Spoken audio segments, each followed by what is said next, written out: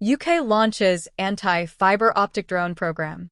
UK Defence Innovation has launched a market engagement activity seeking novel technologies capable of detecting and defeating fibre-optic controlled drones, opening a formal call to industry that closes on April 21, 2026. The solicitation marks the first public acknowledgement by the UK Ministry of Defence that fibre-optic drone control has become a sufficiently pressing operational problem to warrant a dedicated search for solutions.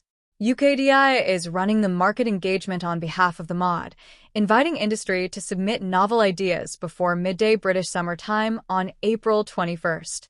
The activity is framed as early market engagement rather than a formal competition, and the authority has noted it does not constitute a commitment to launch a subsequent procurement.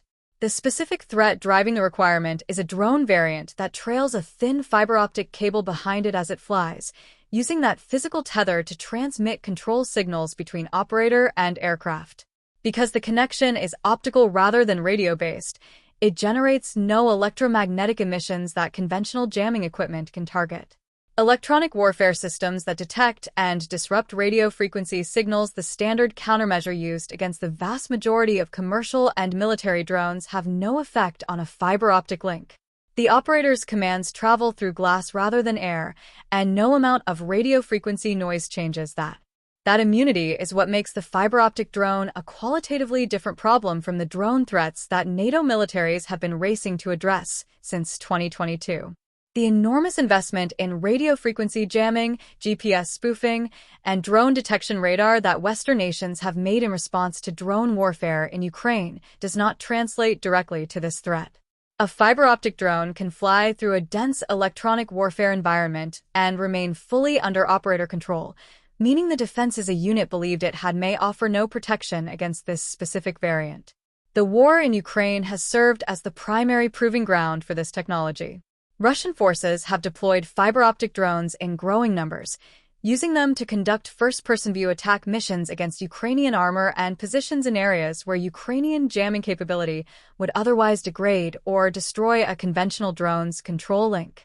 The tethered cable imposes its own constraints. Range is limited by how much cable the drone can carry, and the line can snag on terrain, but within those limits the system has proven effective enough that it has spread rapidly across the battlefield and drawn the attention of defense establishments across NATO. UKDI's call explicitly references current conflict as the driver, noting that ongoing fighting has demonstrated rapid UAS evolution and that the fiber-optic variant specifically is immune to conventional countermeasures. The authority is seeking ideas across the full engagement chain. Detection, as well as defeat, suggesting the problem is understood to have two distinct dimensions. Identifying that a fiber-optic drone is present and tracking it is itself non-trivial given that the tethered cable may be nearly invisible at operational altitudes, and the drone's RF signature is no different from a powered-off device. No contract value has been published, consistent with the early market engagement format, which is designed to help the authority understand what solutions exist before deciding whether and how to structure a formal competition.